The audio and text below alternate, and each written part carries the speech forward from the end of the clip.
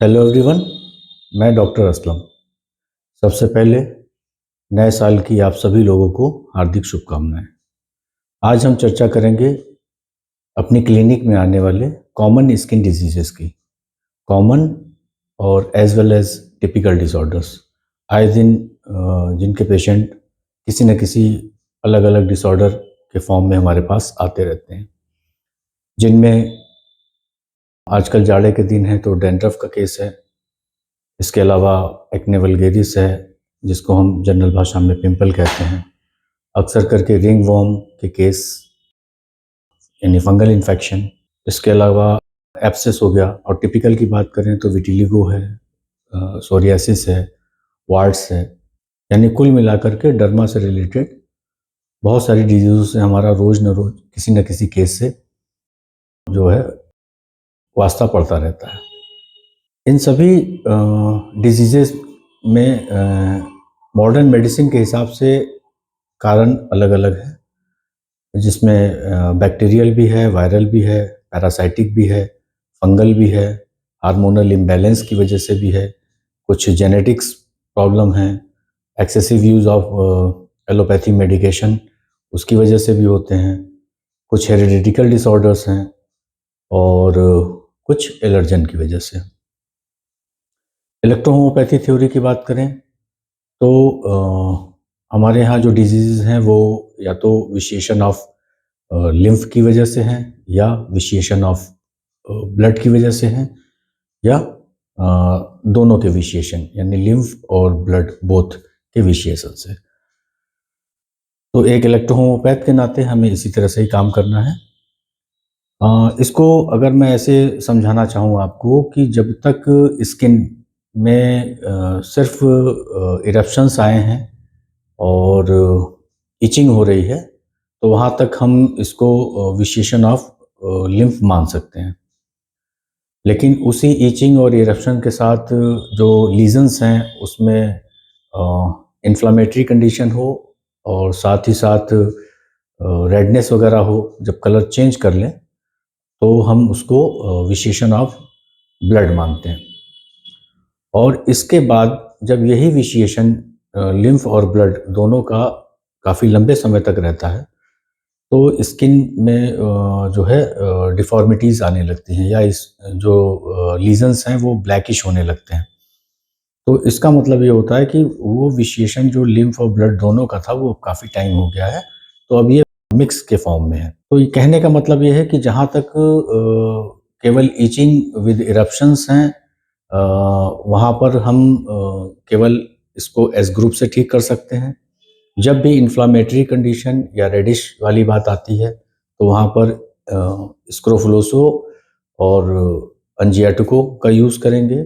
और जब स्किन खराब होने लगती है, ब्लैक पैचेस पड़ने लगते हैं, या फ्लैक्स आ जाते हैं, ड्राई स्किन, स्केली स्किन हो जाती है, तो वहाँ पर हम इसे मिक्स रूप में मानते हैं, और वहाँ पर कैंसरसो ग्रुप को भी ऐड करना पड़ता है।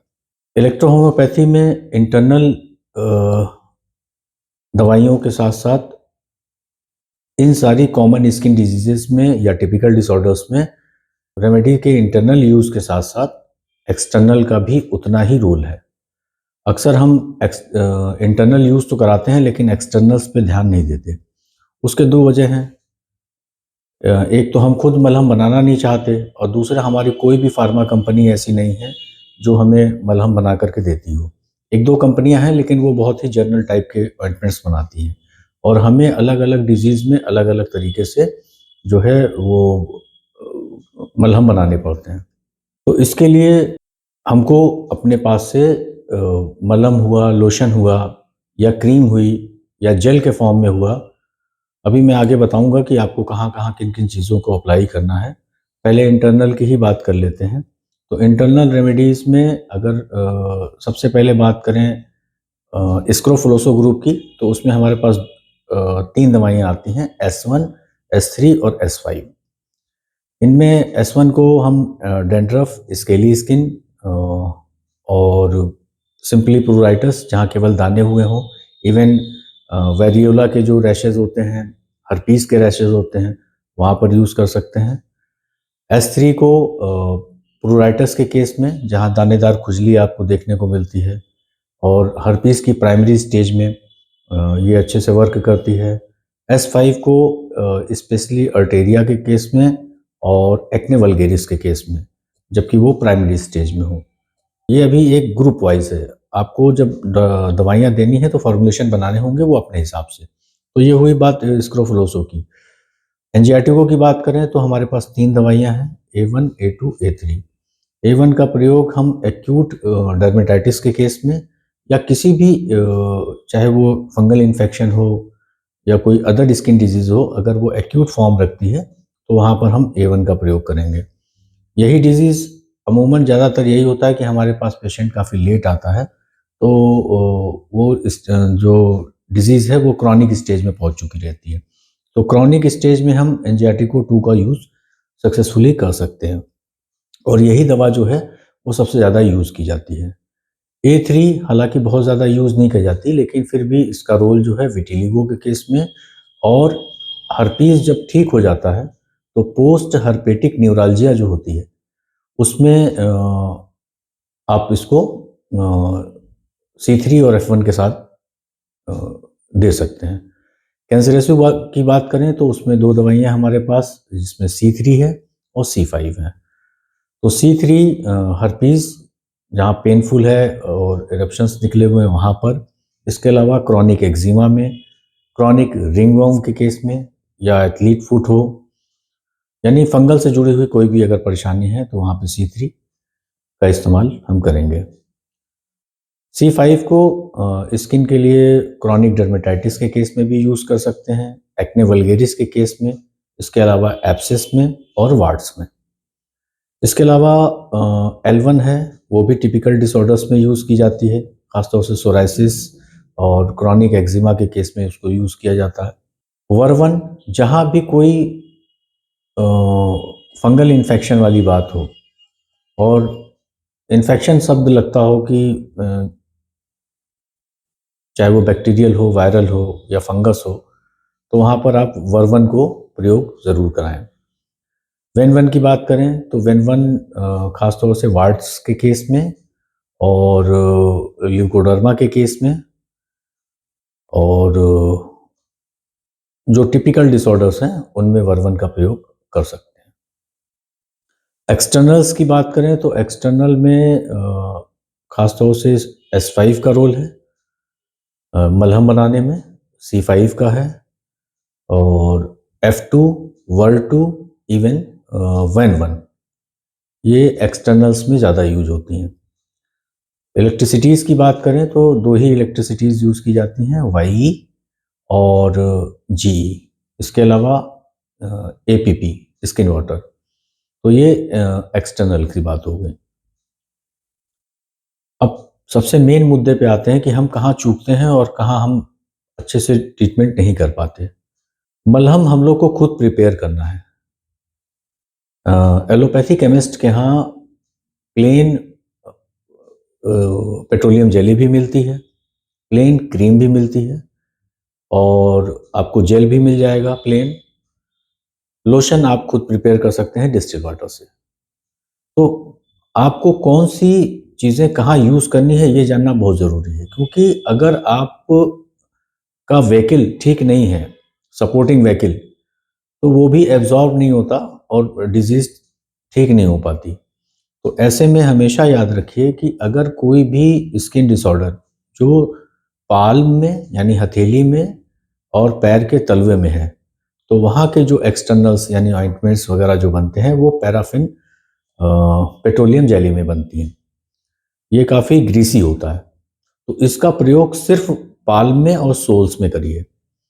लेकिन बॉडी के अदर पार्ट में, जिसमें फंगल इन्फेक्शन हो गया या डर्मेटाइटिस का केस हो गया, इन सब की जो ऑइंटमेंट्स हैं वो क्रीम में बनाइए। ये नॉन ग्रीसी क्रीम होती है जो इजीली एब्जॉर्ब हो जाती है, और फिर वाटर से ये वॉश भी हो जाती है धोने पर। प्लेन जेल में अगर आप बनाते हैं तो प्लेन जेल को हम टारगेटेड पॉइंट पर देते हैं। जैसे किसी को एब्सेस है तो वहाँ पे आप अपने एक्सटर्नल्स जो हैं वो जेल में बना सकते हैं जो टारगेटेड पॉइंट पे रहते हैं। इसके अलावा वार्ड्स के केस में और एक्ने वल्गैरिस में भी इसको दे सकते हैं।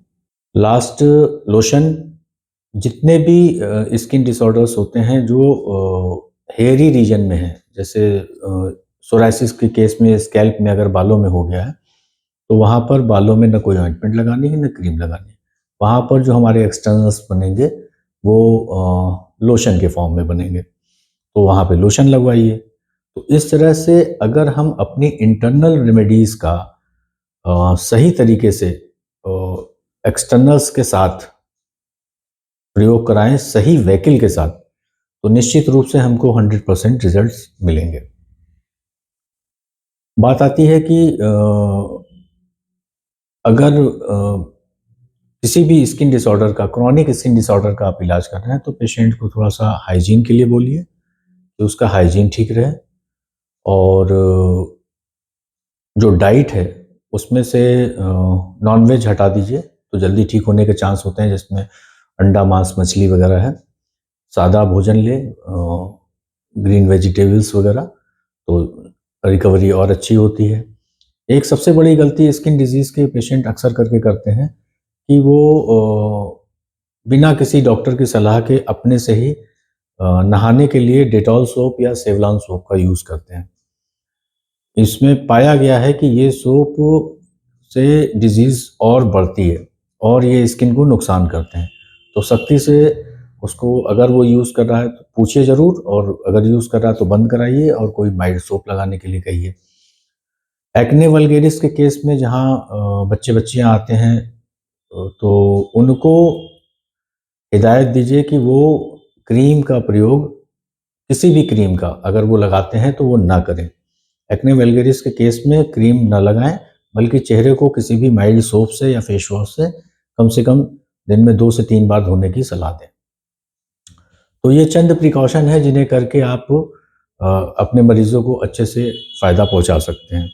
मुझे उम्मीद है कि इस वीडियो के माध्यम से मैंने लगभग सभी चीज़ों को कवर करने की कोशिश की है। अगर कुछ भी चीज़ें आपको समझ में नहीं आती, हाँ, एक चीज़ बच जाती है कि एक्सटर्नल्स का को कैसे बनाएं।